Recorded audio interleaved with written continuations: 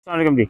काश्तकार भाइयों, आइए चलते हैं, देखते हैं कि हमारी जी। मसूर की फसल जो है वो तैयार हो चुकी है।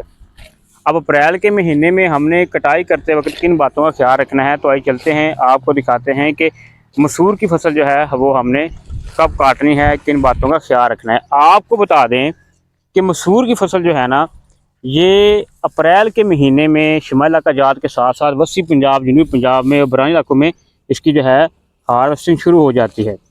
तो काश्तकार भाइयों, आपको बता दें कि फसल तैयार होने के वक्त आपने जो है, जब इसकी फलियां जो है वो तैयार हो जाए, उन्हें उनकी कटाई शुरू कर देनी है। ज़हन में रखें कि इसकी कटाई जो है वो आपने सुबह के टाइम करनी है जब ओस पड़ी हो। और ये भी ज़हन में रख लें कि पकी हुई फसल आपने काटनी है। ये देखें, यहाँ से ज़मीन के साथ रख के दरंत के साथ में काटें। याद रखें, अगर इसकी फलियाँ आप देर से काटेंगे तो फलियाँ जड़ जाएंगी।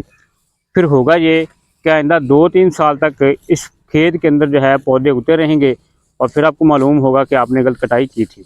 तो काश्तकार भाइयों, आपने ज़हन में रखना है कि आपने सुबह के टाइम कटाई करनी है। फलियां जो हैं जब तैयार हो जाएं उस वक्त आपने इसकी कटाई करनी है, ताकि आपकी फसल जो है उसका नुकसान ना हो।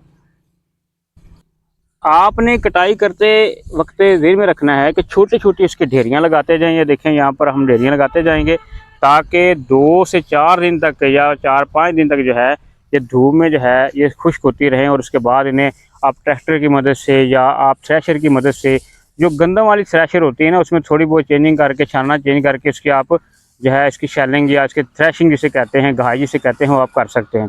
काश्तकार भाई, ये भी ध्यान में रखें कि आपने फसलों की कटाई जो है अप्रैल के महीने में मौसमी सूरत को देखते हुए जारी रखनी है, ताकि आपकी बर वक्त कटाइयाँ भी हो जाएँ और तेज़ हवाओं से या बारिश की वजह से जो है आपकी फसल जो है वो मुतासर भी ना हो।